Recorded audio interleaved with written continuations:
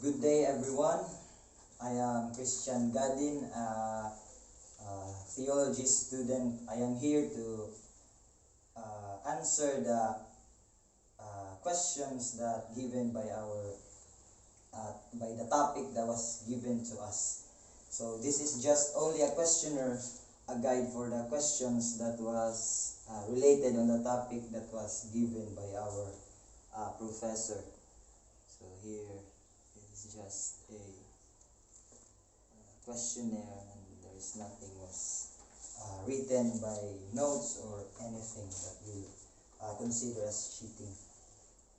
So the question here, the first question is, what is globalization to you in a personal sense? Has it affected your current mindset, life situation, and the like? So I will answer it that globalization for me, it is the encircling globally the goods, resources, services, also technology, and especially our culture. So it is interdependence regarding from country to country.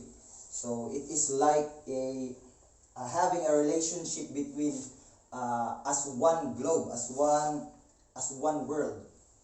So the current mindset that was having in our time today is that, and also the life situation is like this, the global pandemic that was happening.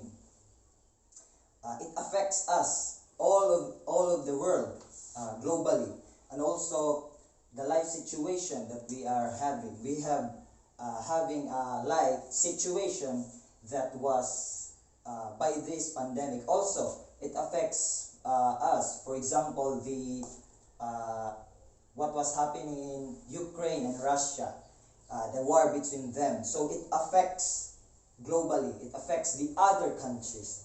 So that is my sense or my vision of globalization. It is a relationship, a one relationship as a family regarding in the whole world, like a family in a home. So that is globalization to me. So the second question is, what do you think is the greatest challenge posited on regionalization and globalization in the Philippines? And how can this challenge be addressed accordingly? So I think the greatest challenge that was posited on regionalization and also globalization here in the Philippines is that having this mentality of pulling down others. So it must be addressed to other people, or simply say that we are going to speak or tell them what was really the kind of country that we are having. For example, there are people that saying that there is someone achieve a higher opportunity and or a good opportunity that will comes in their lives. We are simply gossiping them, or there comes out the marites that, oh, she achieved it because of this, because of that. That is the challenge that we are having to address to other people, to other countrymen, that it is not good. We must simply having a united mind to be reason up in this situation, that we are having this kind of unity, like the wants to have, like the other leaders that they are going to address to other people. So that's the problem, greatest challenge that we are going to do regarding on solving this kind of challenge. So the third question is, what are the aspects that hinder Philippines from becoming first world country, and why? So this is a big issue that we are talking. So for me, first of all, the aspects that I saw, that number one is what earlier I said, that having this kind of mentality of pulling down, that was called a crab mentality, that when someone is achieving a good opportunity, a better opportunity, we are pulling down that person, and that's why we are can able, that is also a hindrance, a stumbling block, that our country does not becoming a first world country, because we are having that kind of personality. And also, as I saw, also for having this thirst and hunger for power. So we cannot tell that there is something else that will help us if the leader is having a mind that was for helping. So they are using their power for going to be corrupting any other things that will our country becoming a stuck in a mud, that a mud of poverty. So that is also a hindrance for thirsting and hungering for power. And also, I saw this, they are using politics to be there, to have this wealth, to have the wealth of the government that was upon for the people, that helps them to lessen their poverty, to their difficulties, that will be assisted by the government. But they are using this wealth for the humanity to have the richness in the country. And also, the one that hinders the Philippines to becoming a first world country is the unity. We don't have that unity here in the Philippines, because here now, election, they are having the mind to pull down this what do you call this, politician or president aspiring to be a president. If he is number one in the survey, they are pulling down that person. They are degrading that person. There are many gossips, storytelling that they're telling about this kind of people, that hindering the people to be what do you call this, that they are what I don't remember, that they are pulling that person, that it may be for them to win, to have this kind of power. So that is the hindrance we are facing, the four aspects that I saw in my own perspectives. So number four, the fourth question is, as a Filipino youth of today, what can you contribute so that the Philippines will have a chance to be in the clusters of the global north countries?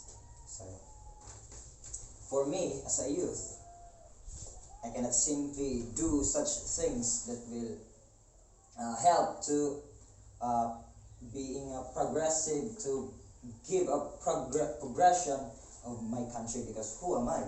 But I can simply tell this to other youth and to other people, that if they want to contribute a good and better Philippines, to be in a cluster of that kind of global north countries, clusters of rich countries, we should and we must, number one, we are going to choose a leader that having this kind of mindset. Number one, having this kind of mindset of how to expand our agriculture. So from what was I heard or researched, that Philippines is lack of rice, lack of uh, they are not the we are producing this we are producing rice is our produced rice is insufficient to sustain the needs of our countrymen. So that's why uh, we are importing this Vietnam rice, Chinese rice from other countries, Thailand, Laos. We are importing to sustain our needs.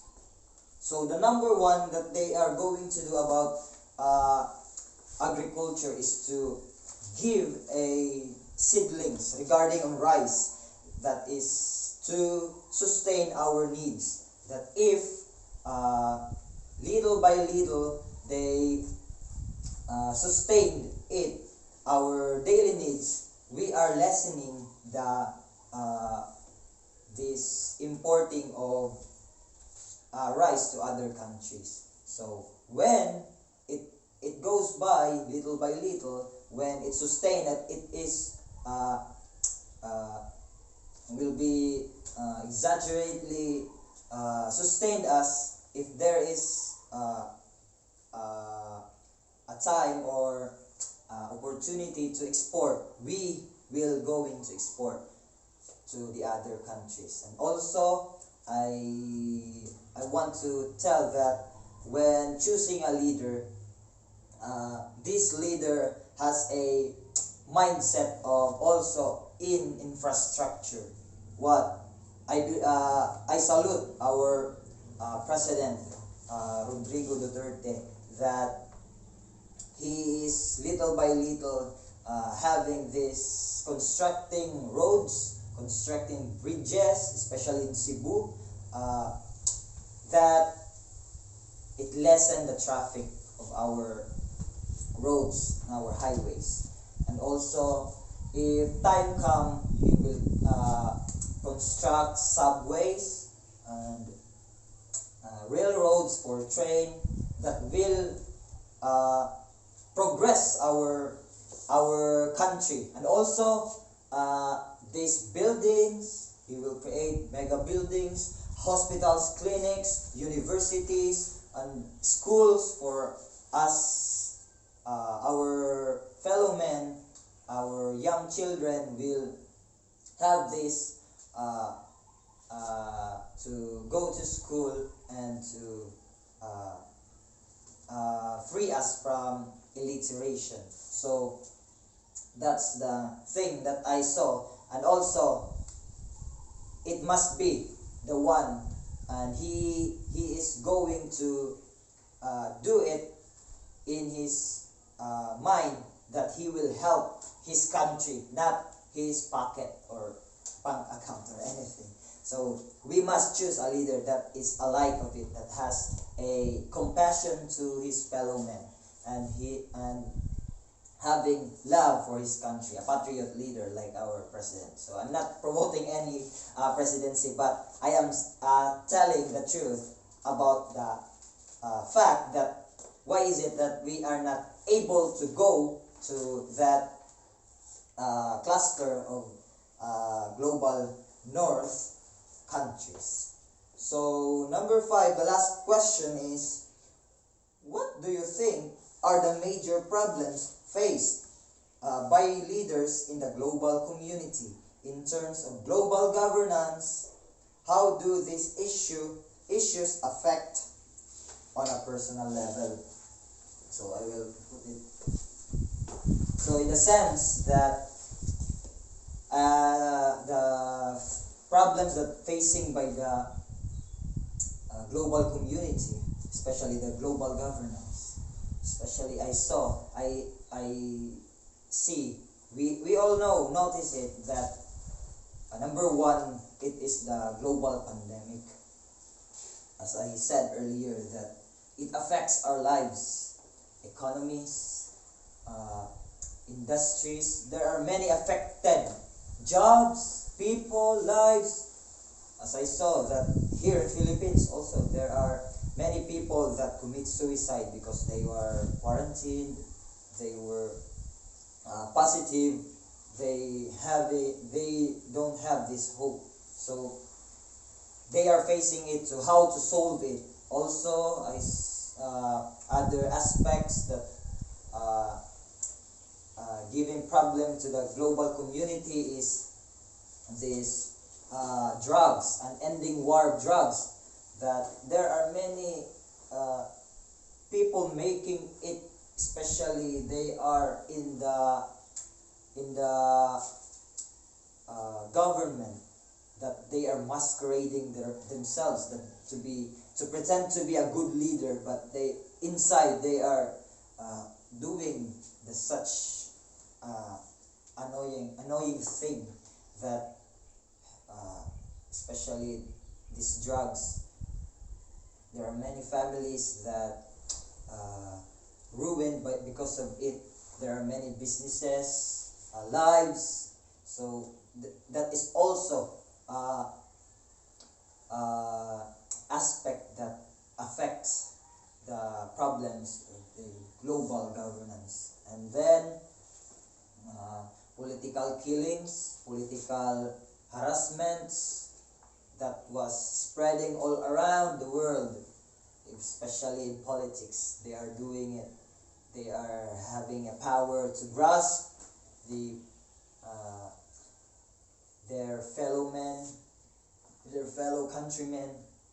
They are doing it for power, to hold their wealth with the government. And also terrorism, especially the more Islamic that they are doing. There are many things in PAs and many other that ruin the lives. They are killing the people, kidnapping, anything they are doing to ruin the United Nations, that they will be broken and having this selfish intentions to gain wealth. And there are many things that was issued that will happen. And also last one, these wars that were declared by the Russian President Putin to pull themselves from having this union to NATO. So that's why the whole government, the global community is affected of this. So they are going to have these peace talks. They are submitting issues regarding on what will be their response. But I hope that we as a people contributing to follow all the ordinances of the nation that we are have to. Because if we don't follow it, we are ruining not our own lives but also the generation to come. So I hope that you are given a lesson, even a little, that you may think that this will be the issue of our lives containing or pertaining in the global community. So that's the work of globalization, to be united in all aspects of our lives as a family in the world. So God bless and thank you and good day.